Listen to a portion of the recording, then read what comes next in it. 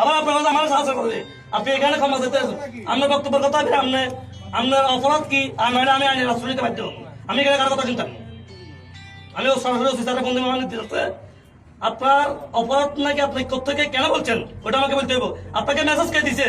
আপনি কার আইন বাস্তবায়ন করতেছেন ওটা বলে যান আর না হলে আপনারা চলে যান আমি আইনের ব্যবস্থা নেব আপনি কার আইন বাস্তবায়ন বেটার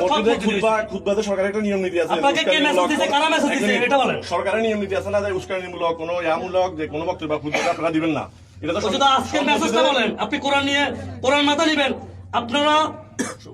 যে আমাদেরকে শিক্ষা দিবেন আমরা ওই শিক্ষাই তো গ্রহণ করবো আপনার বক্তব্যে আমি আপনাদের এটাই বলতেছি যে আপনি যেহেতু এটা প্রত্যেক মসজিদে হয়েছে এই ভিতরে আসেন আমাদের মাঝে ইতিমধ্যে এসে বুঝতে হয়েছেন হ্যালো হ্যালো হ্যালো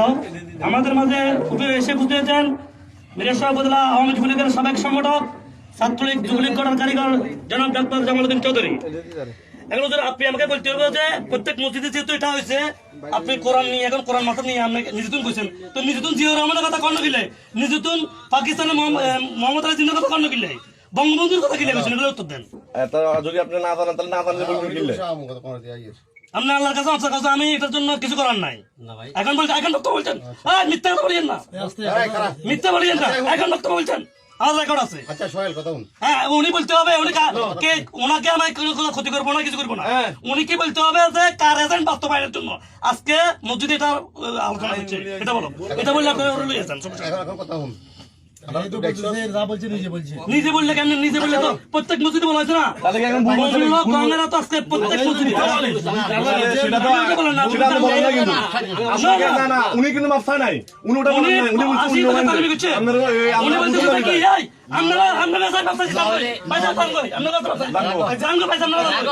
উনি উনি আসি বলছে আমি এই বক্তব্যের জন্য আমার কিছু করার নাই আমি বলছি বলছেন এটা ওটা বলেন নাই আপনি এটা বলেন নাই আমি আল্লাহর কাছে মাফ চাই তো অপরাধ করবেন জমি নিয়ে আপনি আবার আল্লাহ কোরআন করবেন আপনি কেন চিন্তা দিব জিনিসটা নিজের থেকে বলছে সম্পূর্ণ যদিও কারো আবার কসম গিলে মিথ্যা বলে যদি কারো এজেন্ডা বাস্তবায়ন করে কারো এজেন্ডা আসতে সোহেল ওনার এই আজকে খুতবা যেটা বলছে ফেসবুকে দিবে উনি এটার মুরব্বী আছে না আমরা মুরব্বী আছে এটার জন্য ইয়া করে ফেলাই তাহলে আমরা এখন সাপোর্ট করেন না মসজিদের কোনো সমস্যা নাই নবীদের আসেন না আর মসজিদের আর কি সমস্যা হুজুর বলতে হুজুর ইমাম মানি না সাফ করব হুজুরে তো মসজিদে দোষ কি নেতা সিদ্ধান্ত দিতে যদি নাকি আপনি নিজ থেকে বলেন তাইলে আপনি যে আমারে বলেন কোরআনের কোথায় কোন জায়গায় আচ্ছা মূর্তি তো ওই যে মানছে যে এই কাপড় চোপড় এলা বলি ডলিকা বানাই ভাস্কর্য